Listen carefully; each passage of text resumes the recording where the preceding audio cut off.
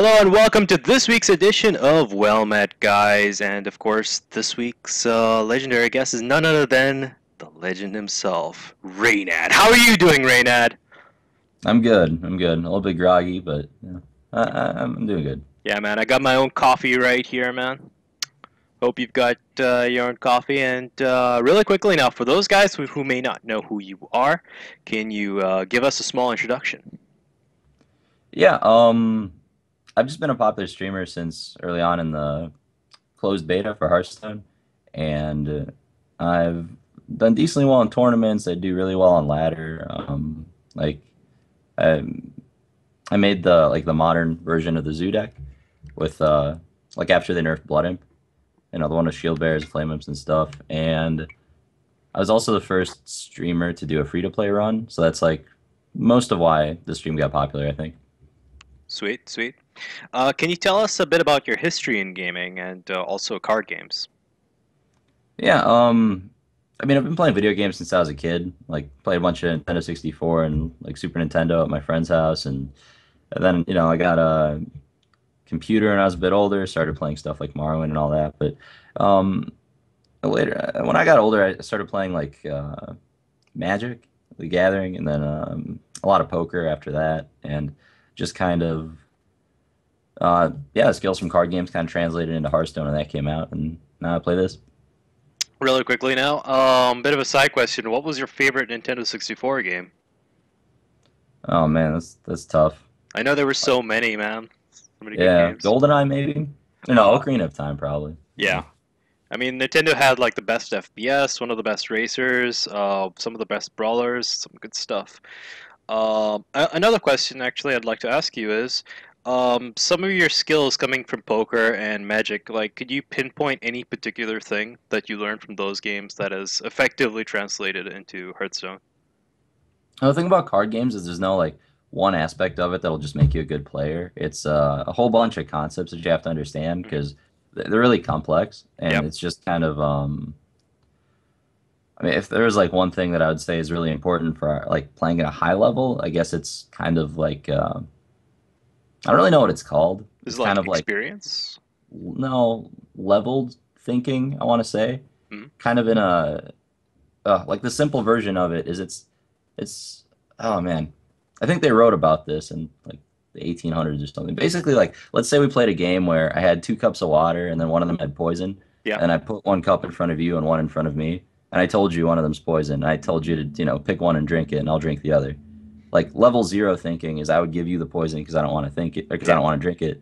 Level one thinking is I would switch it because you would expect me to give you the poison. Yeah. Level two is like I know that you know that I know, and then we switch it, and then you just go higher and higher and higher. Yeah. So it kind of translates into card games where like you just have to know what level your opponent's like thinking on, if that makes So sense, it's and then kind of like metagaming your opponent. something like that, sort of, yeah. But it's kind of just like knowing how deep they're thinking, sort of, because if you put them on the wrong level, like it doesn't matter how much higher you are, you'll still lose because Hmm. you might just like overestimate what they're thinking about, sort of. It's yeah, I don't know. There's a oh man, there's like books written on the subject. I should look up what it's called. But It's yeah, it reminds me of something that is used in the fighting game community where I'm not sure if you know about that much into Street Fighter, but there's a guy called yeah, Infiltration, and he actually indirectly manipulated a great player known as Dego Umahara into playing a particular style, and that's how Infiltration just had his number throughout. So maybe that's a similar thing in Hearthstone or something where you kind of make your opponent play a certain way. yeah. It's probably like a way simpler version in Hearthstone, but yeah, it's something like that. All right. Moving on to the next question. What are your top five pros in the scene? Um, well, I would give it to like the four players in Tempo Storm and then Strife Crow, but Snap. it's probably a boring answer. So I guess if I Come can't, on, man. The community needs the fire. You gotta uh, like throw the petrol on the fire, man. yeah, I don't know. The best five players like outside of Tempo Storm, I would give it to. Could be anyone, man. Could be anyone. Go Actually, it crazy. would be five players in Tempo Storm. But yeah, anyway. So yeah, Okay, I would give it to Strife Crow, Kalento, Savitz. That's really tough. Yeah, Whoever's good at Rogue at the time, like I don't know. Yeah, Forson's good, I suppose. I haven't seen him in tournaments much though. yeah. Um, Thighs is really good. Thighs NL and or Ties. I don't know how you pronounce it. I think it's And Tides. Yeah,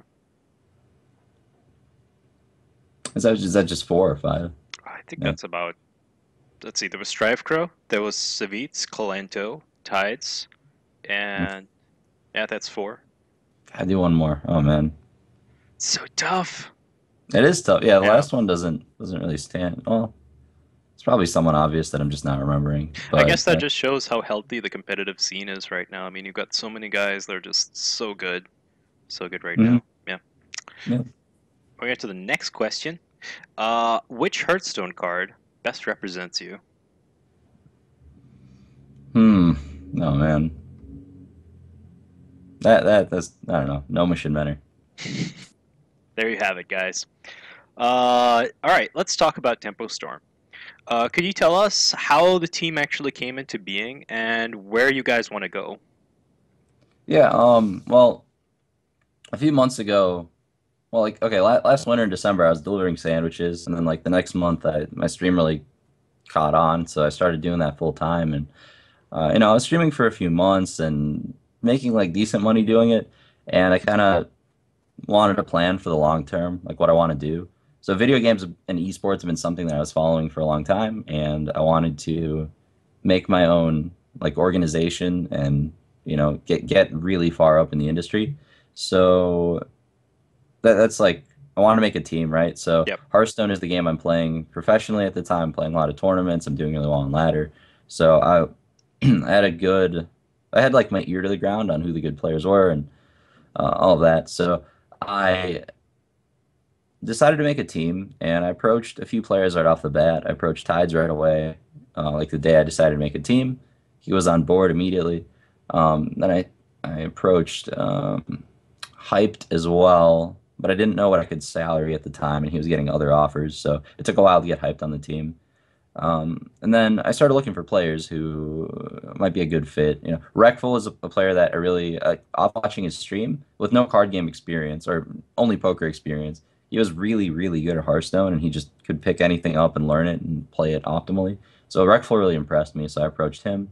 And past that, I started looking for players. Like I started playing best of fives with players in my friends list, and um, most people were just getting 3-0'd by handlock, Mm, and nobody really stood out that much in terms of their play or their deck choice or anything. So Gara ended up messaging me on Twitch, and he said, "Oh, hey, I heard you're making a team. Let me, maybe you should let me try out." So I looked up his Twitch channel at the time, and he was getting like 15 or 20 viewers on average, and I never heard of him. So I looked at his past broadcasts, and then I watched him play for a bit, and he was just thinking about the game exactly the way that I want my players to. So I just immediately offered him without tryouts the position. And then the next month, I paid out of pocket to fly him out to Bucharest. And then I went myself as well. And Gar ended up winning the whole thing, which was crazy because it's like single elimination best of three yeah, tournaments. I was really happy with my decision. And yeah, we've been performing better than any other team in terms of results since then. pretty sweet. Do you guys want to stick to Hearthstone for now, or do you want to like maybe differentiate and go into or diversify and go into different esports?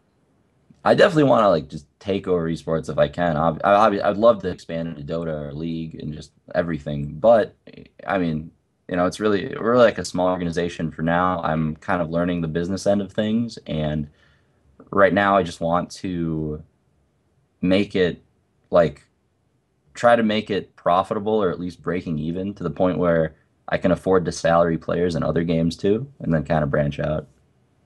All right. Moving on to the next question. Frodan recently joined your team as a coach. Do you think that this might become the norm in Hearthstone? And do you think that coach's role might actually evolve into that of a football manager, like going beyond coaching and more managerial aspects? Yeah, I'm not sure where the coaching rumor started because we never used that word, but he's a manager for sure, like 100% manager. There's a lot of paperwork and business things that I didn't have time to handle myself, and organizational things, scheduling players to practice, all that stuff, interviews, tournaments, keeping track of all that stuff. That's what I hired Dan for, and he's been doing a fantastic job. But yeah, he is the team manager for sure. We don't exactly have a coach. But yeah, he's that's definitely been his role, and he's done a fantastic job at it so far. It's been really helpful. Coolio, coolio. Do you think that this sort of trend might actually go into other teams, like maybe Cloud9 and oh my goodness, I'm actually forgetting a team or name right now, but you know, other Hearthstone teams. Yeah, you mean like picking up a manager Yeah, yeah. or yeah, I think a lot of the bigger ones like Cloud9 do have a manager. I don't know exactly how hands-on they are, Hmm. but a lot of the other teams just kind of play under a name. They do practice together, but it's not as much as we do. It's like we have a lot of discussion between teammates about like what to play and when for each tournament. We do a lot of practice sessions together, and I think that's one of the things that puts us over the top. But for other teams, it's kind of like the players do practice together, but it's not as much, and it's not really as a like together as five or six Hmm. players. They all just kind of do their own thing and go to tournaments, and if they happen to do well, then that reflects well on the team that they're under. All right. Let's see. Next question is up next. Do you think that a team league might be set up in the near future where multiple teams duke it out for a season? Yeah, there have been like four or five organizations that have approached me saying, "Oh, we're making a league. Are you interested?" And every time I say yes, and every time I just like don't hear from them again after 2 or 3 months. So there hasn't really been a league thing established yet, but at least not a major one that I've heard of. And I think that that would be a cool thing to do. I think that eventually an organizer will come along with like the resources and the drive to actually make it happen because organizing tournaments is such a headache, especially with that many players. But yeah, I do think that that's something we'll see in the near future. I'm just not exactly sure from who it'll be.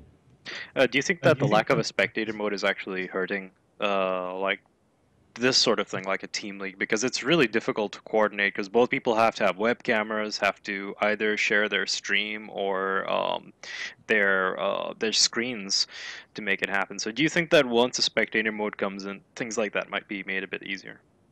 Yeah, we'll definitely see like more tournaments being run once there's a spectator mode. Right now, you need so much production experience with live, like switching scenes in a live Yeah. broadcast that there's maybe two people in the world that could do it. I'm not sure who does Hearth Wars, but or sorry, not Hearth Wars.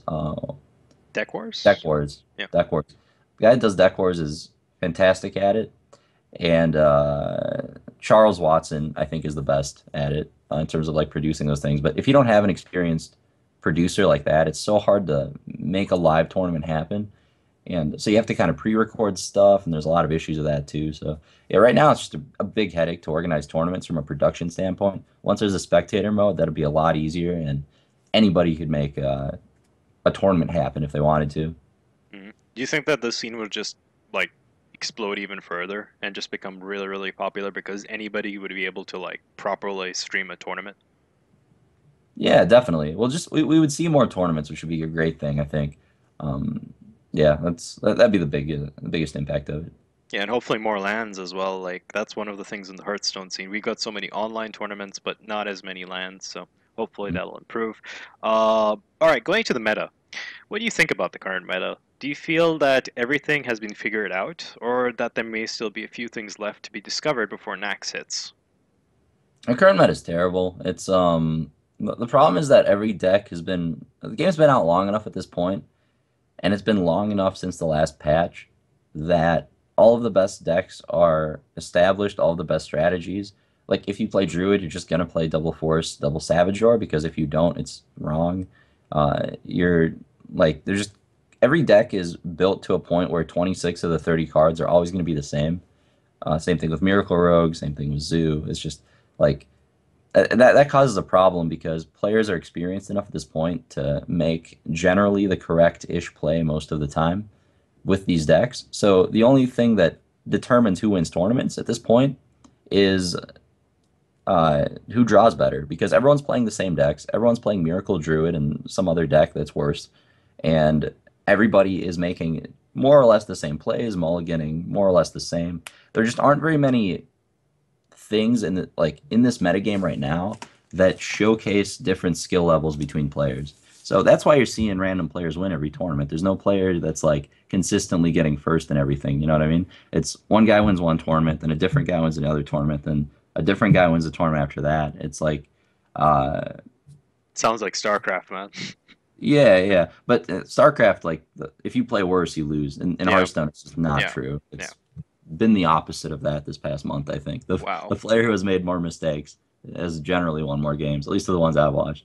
But yeah. So what we really need is just regular content, or for next Rammus to get released ever. And then even though it's only 30 cards, that'll be a huge change. I mean, the classes that are being played on ladder completely changed the last time all they did was change the cost on one card by one mana. Yep.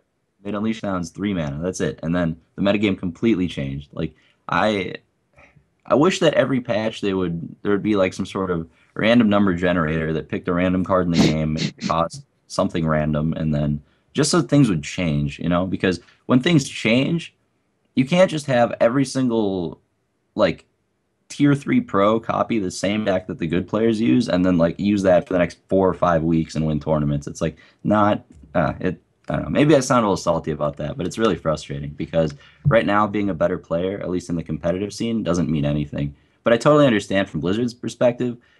People weren't meant to play Hearthstone for like Yeah. 8 or 10 hours a day. It wasn't even meant to have a competitive Yep. scene.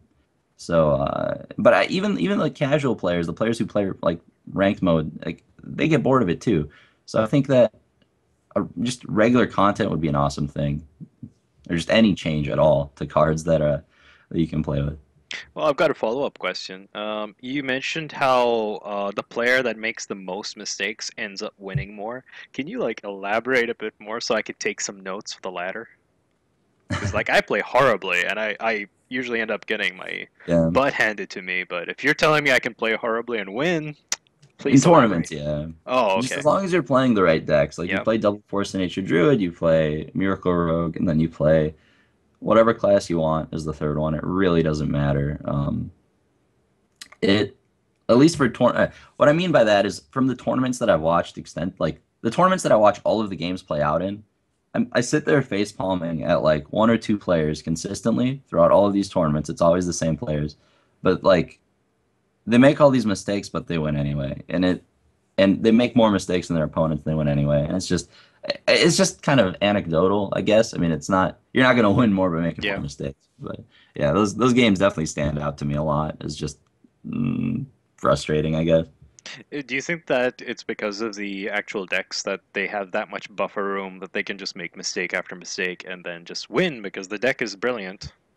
Yeah, exactly. I mean, like if you play Druid and you have an opening hand Wild Growth, you can play a random card in your hand for the rest of the game, and you'll most likely be favored in the mirror match. It Wow. just won't matter. Like you won't get punished for mistakes, and you won't get rewarded for correct plays. And that's kind of my issue with it.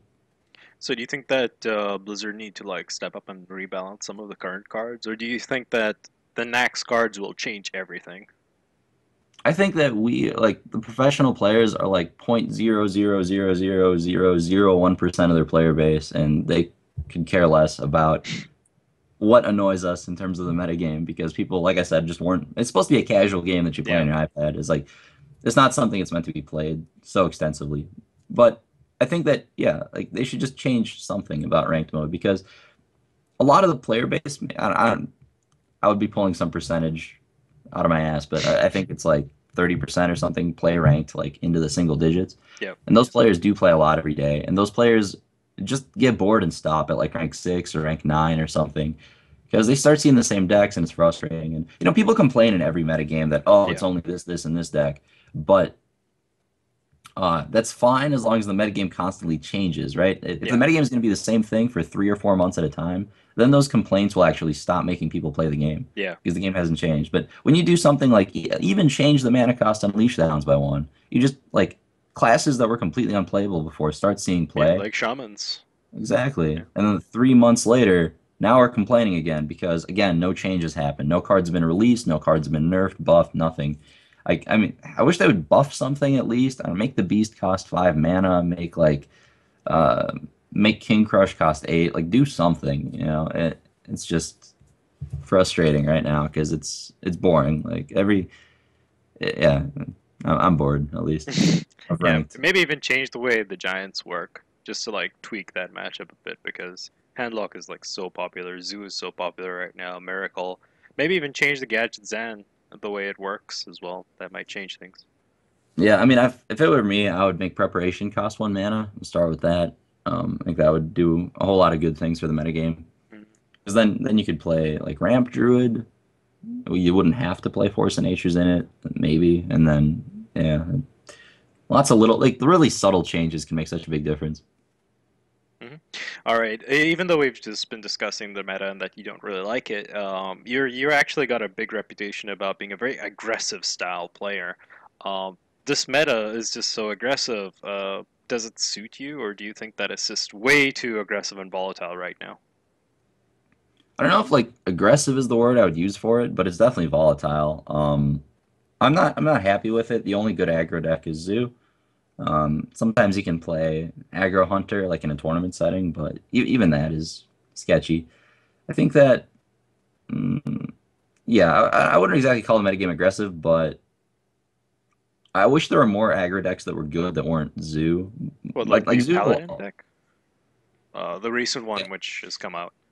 yeah, that deck is just a bad Zoo deck. Like everything's a bad Zoo deck. That's the problem. It because it's I don't know. I mentioned that problem about like when once decks get perfected, it doesn't really matter how you play them or build them. They'll just be like efficient enough to win regardless. Yeah, Like it happened with Zoo 4 months ago. That was the first deck it happened to after the Blood nerf, and nothing changed in the metagame or cards involving Zoo. So the list hasn't changed in like 4 months. yeah. And the second deck that got perfected was Miracle Rogue by Hyped, and then the third deck that got perfected is Druid by Strife Crow. It's just yeah. I wish there was a. The problem is the cards don't exist to make an aggro deck that's not Zoo Yeah. a better choice than Zoo. So like whatever is out there right now is just like a poor man's clone of a zoo deck, like a wannabe zoo deck kind of. Yeah, like Shock It In, like Mm. that deck is yeah, exactly. You can't really play so many classes just aren't you can't build them aggressively either. You can't really build priest aggro, you can't Yeah. really build like shaman aggro. Um yeah, shaman, that's a oh man, that class needs a lot of work.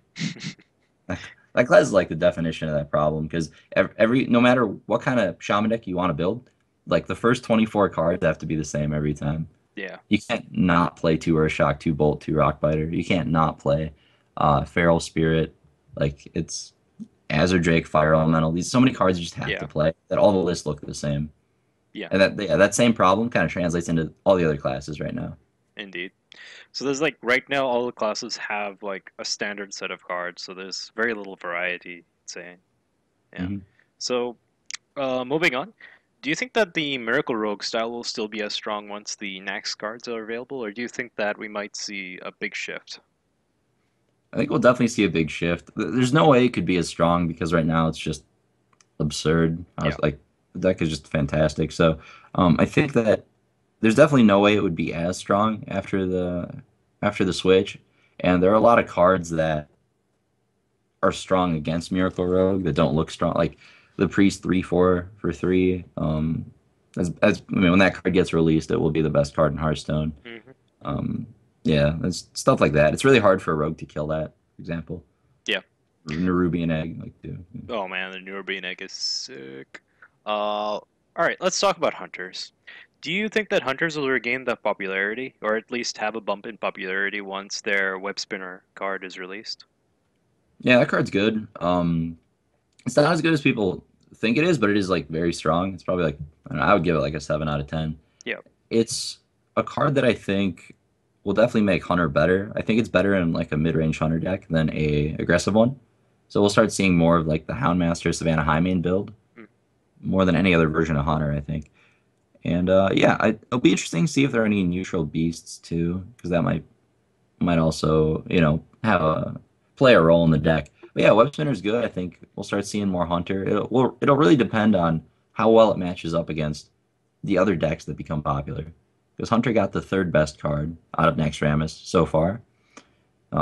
Yeah, and the best card is the Priest card. Yeah, Well, if we're talking about class cards, not neutrals, yeah, Priest got the best card, and then Warrior got the second best card. So yeah, we'll pretty see. sweet. Yeah. All right, let's talk about the Nax Expo. What cards are you looking forward to the most? The Warrior card I like a lot. Warrior is one of my favorite classes to play, and I'm really excited for the weapon. It's really, really, really good. I can actually play aggro warrior with True Silver Champion now, which is awesome. Uh, Nice. be excited for that. The Priest card's exciting too. I think Priest will be, to me, it looks like the best class right away, but I mean, so many things will, there's so many factors, it's hard to say. Mhm. I know Priest will be a good deck in a vacuum, but yeah, the 3/4 creature for 3, I think that was a mistake on Blizzard's part to design that card. I think it might see a nerf to it, maybe, depending on how dominant Priest get. Mhm. But it's yeah, man, that card is gross. Yeah. Yeah, so I'm excited for the Priest card, Web Spinner, the weapon. Yeah, and Ruby and Egg. Ruby and Egg is gonna make Zoo just ugh. Yeah, Oh man, it's all gonna happen in Naxxramas. yeah. All right. Do you think that do you like the way that Blizzard actually going to be releasing the expo like on a weekly basis?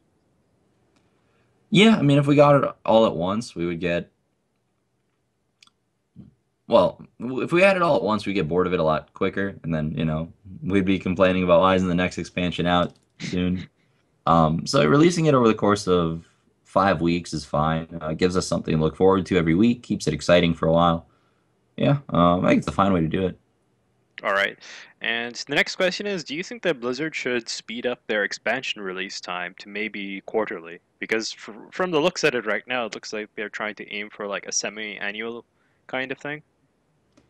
Yeah, I don't think there's anybody that would say no to that question. Like, yeah, obviously I want more content faster, Yeah. but I don't think it's going to happen. I think that what Blizzard should look at doing is like I understand why it's taking so long with Naxxramas. They're adding a game mode that didn't exist before. They're Yeah. adding like all these bosses with AI and their own unique decks. It's a lot of content besides just the 30 cards. But what I would like is just the 30 cards, right? Yeah. Like if we could make it happen every 3 months where they just add a chunk of cards and it doesn't have to be this big extravagant release over the course of 5 weeks with all these bosses and AI that they have to program, that would be awesome. I think that would be a lot better just to add cards to the game. We just throw them in a patch. Just, well, hey, look, here's 60 cards. You know, Do you you think could that and maybe they should do both then? Like have a big adventure yeah, mode like semi-annually and then like quarterly just have like 10 to 15 cards, maybe even 20. yeah, exactly. I think that would be awesome. Like, I think adventure mode is fantastic. It's great for casual players. I'm gonna have fun with it too, Hmm. and that's something that they should continue doing. But I also think that if they can just add some cards to the game and just make them exist and be there in a reasonable time frame, then they should definitely do that as well.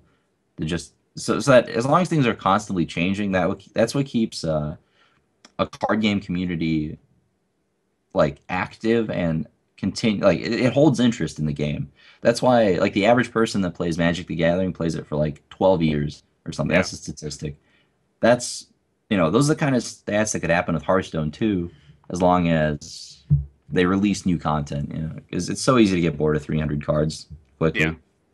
Especially like, all right, it's a digital card game. Sure, they can rebalance cards like literally with a snap of the fingers, but at the same time, it's still the same card. Like, that eye candy factor where you say, oh, look at this card. It's cool. It looks good.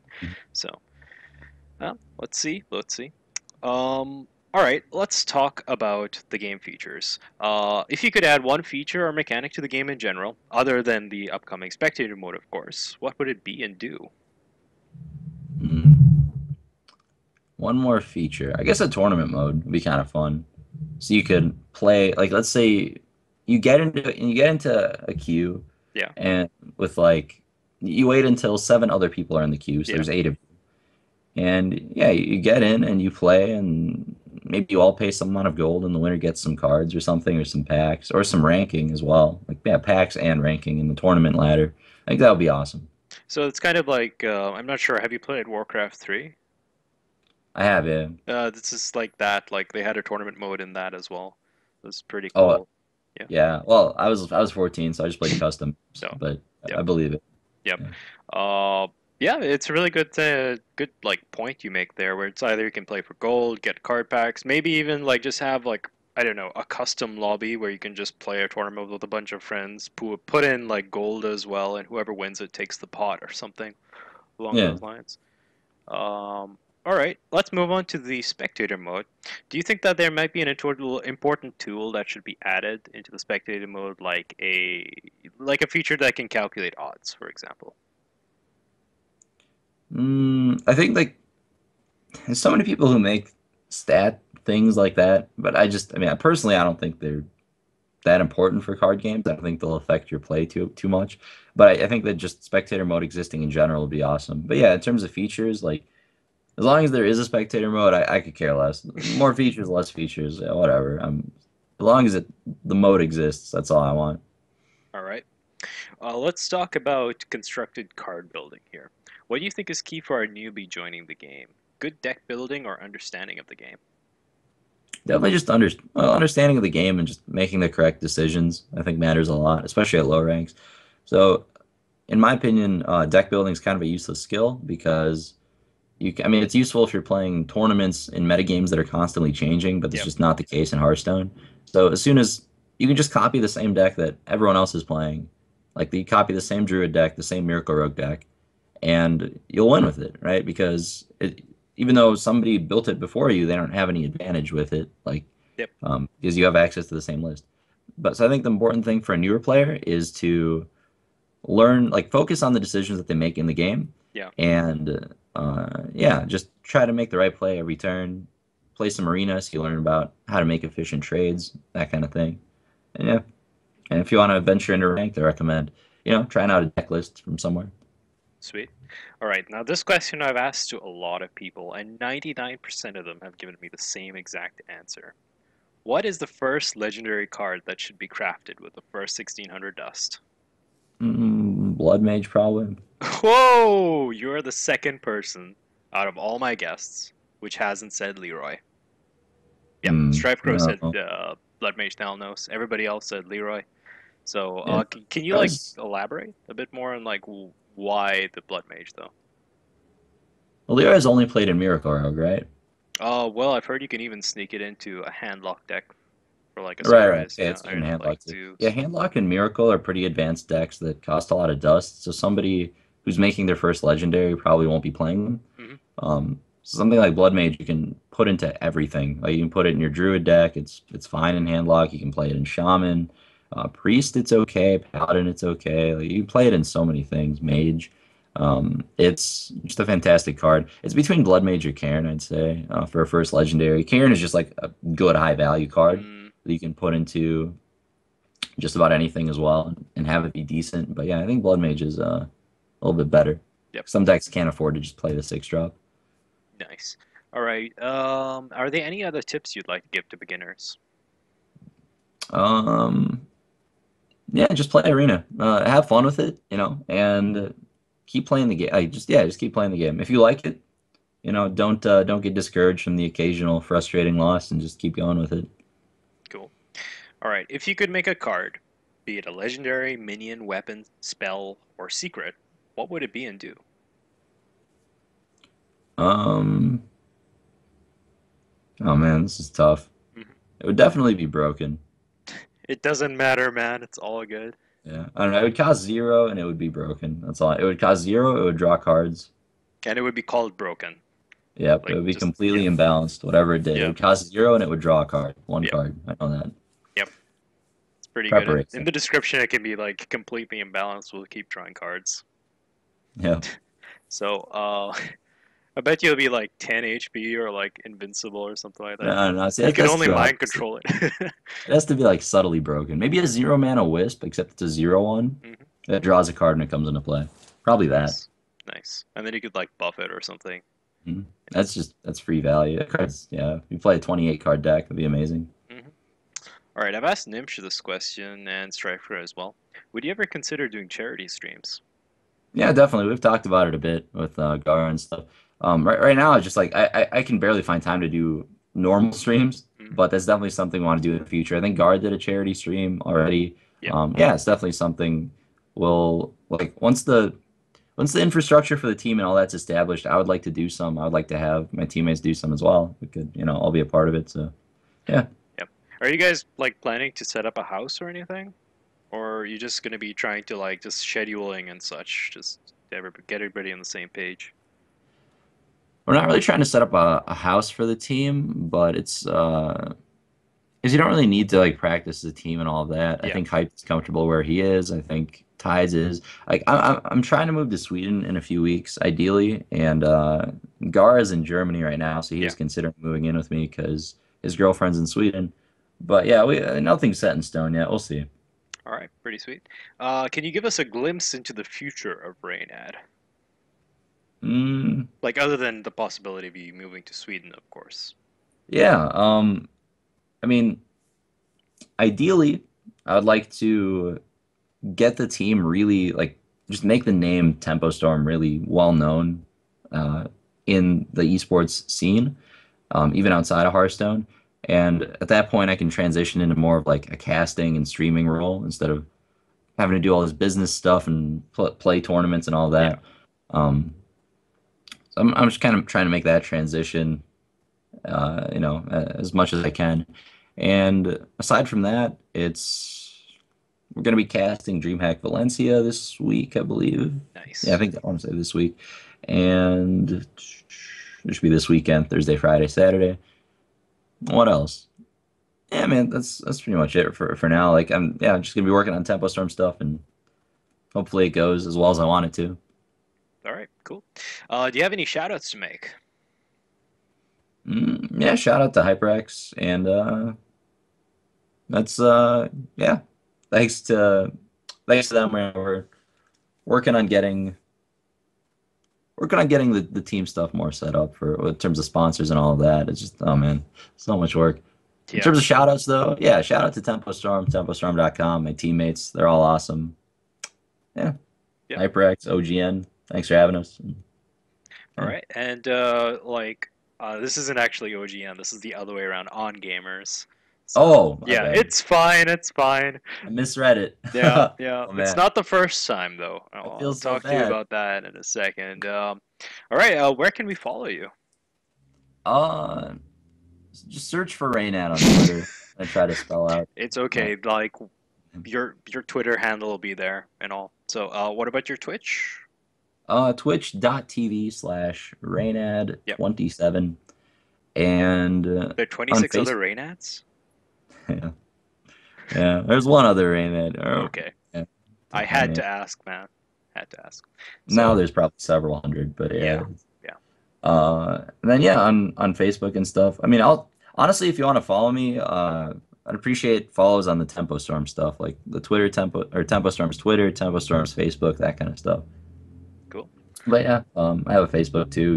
We have a YouTube if you want to subscribe to that. Lots of content on that too. All right. I'll make sure to throw down all the links once the timestamps are set up below. If you guys enjoyed the interview, do follow us at ongamers_com on Twitter and on facebook.com/gamer ongamers.com. And you can follow me at TheMishKing. And that is all for this week's edition of Well Met. Thank you very much to my legendary guest, Reynad, for coming on the show. And well met.